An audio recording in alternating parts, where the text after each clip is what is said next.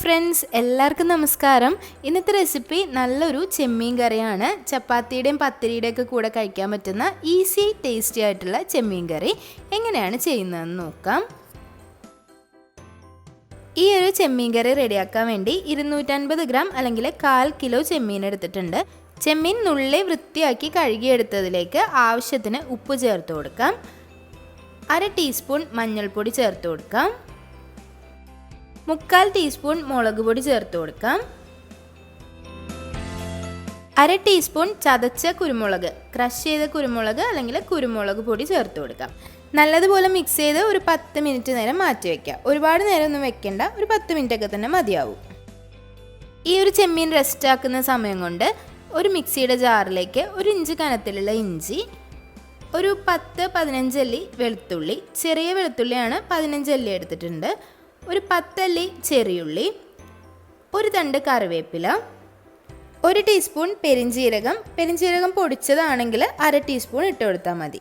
1 ഏലക്കായ ചേർത്ത് കൊടുക്കാം. ഒരുപാട് കൂടാൻ പാടില്ല, ഒന്ന് തന്നെ മതിയാവും. കൂടിപ്പോയാൽ ഫ്ലേവർ വ്യത്യാസം വരും.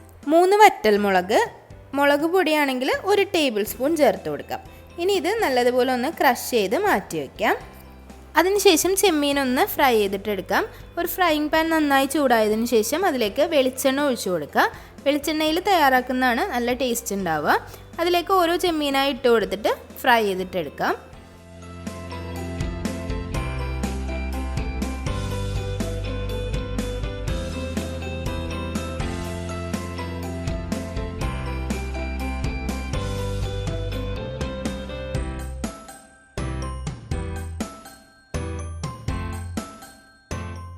ഒരു മീഡിയം ഫ്ലെയിമിൽ ചെമ്മീൻ ഫ്രൈ ചെയ്തിട്ട് എടുക്കുക.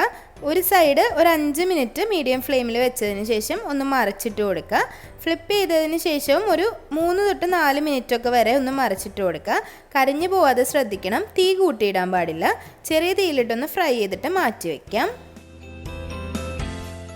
ചെമ്മീൻ ഫ്രൈ ചെയ്തതിന് ശേഷം അതേ എണ്ണയിലേക്ക് നേരത്തെ ക്രഷ് ചെയ്ത് വെച്ചിട്ടുള്ള ഐറ്റംസ് എല്ലാം ചേർത്ത് കൊടുക്കാം.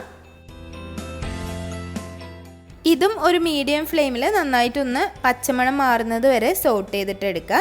നല്ലതുപോലെ പച്ചമണം മാറിയതിന് ശേഷം മാത്രം ഇതിലേക്ക് ബാക്കിയുള്ള ഇൻഗ്രീഡിയൻസ് ചേർത്ത് കൊടുക്കാം. ചെറുതായിട്ട് സ്ലൈസ് ചെയ്ത ഒരു സവാള ഇതിലേക്ക് ചേർത്ത് കൊടുക്കാം.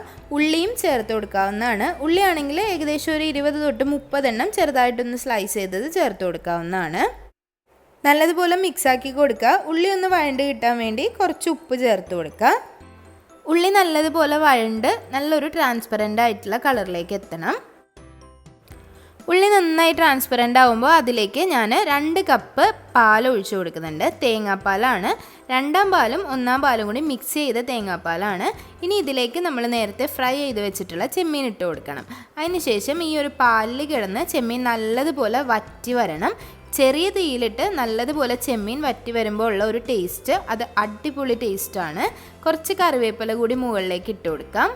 ഹൈ ഫ്ലെയിമിൽ വെച്ചിട്ട് ഈ ചെമ്മീൻ വറ്റിച്ചെടുക്കരുത്. ചെറിയ തീയിൽ തന്നെ ഇട്ട് ഇതുപോലെ വറ്റിച്ചെടുക്കുക. തേങ്ങാപ്പാൽ ചേർത്തുകൊണ്ട് തന്നെ പെട്ടെന്ന് തന്നെ കുറുകി കിട്ടും. നിങ്ങളൊരു ഗ്രേവിയുടെ ഒരളവനുസരിച്ച് കുറുക്കിയെടുക്കുക. അപ്പോൾ ഞാനിവിടെ ഒരു സെമി ഗ്രേവി ആയിട്ടാണ് ഇത് എടുത്തിട്ടുള്ളത്. നല്ല ടേസ്റ്റാണ്. ചപ്പാത്തിക്കും അതുപോലെ പത്തിരിക്കും ഒക്കെ കൂട്ടി കഴിക്കാൻ നല്ല ടേസ്റ്റ് ആയിട്ടുള്ള ഒരു കറിയാണ്. നല്ലൊരു സൈഡ് ഡിഷാണ്. അപ്പോൾ എല്ലാവരും ട്രൈ ചെയ്ത് നോക്കണം. നല്ല ഈസിയാണ്, അതുപോലെ നല്ല ടേസ്റ്റി ആയിട്ടുള്ള കറിയാണ്. ചപ്പാത്തിക്കും പൊറോട്ടയ്ക്കും ഒക്കെ കഴിക്കാൻ നല്ല ടേസ്റ്റാണ്. പൊറോട്ടയുടെ കൂടെയൊക്കെ നല്ലൊരു സൈഡ് ഡിഷാണ്. അപ്പോൾ എല്ലാവരും ട്രൈ ചെയ്ത് നോക്കിയിട്ട് അഭിപ്രായങ്ങളൊക്കെ കമൻറ്റ് ബോക്സിലൂടെ അറിയിക്കണം.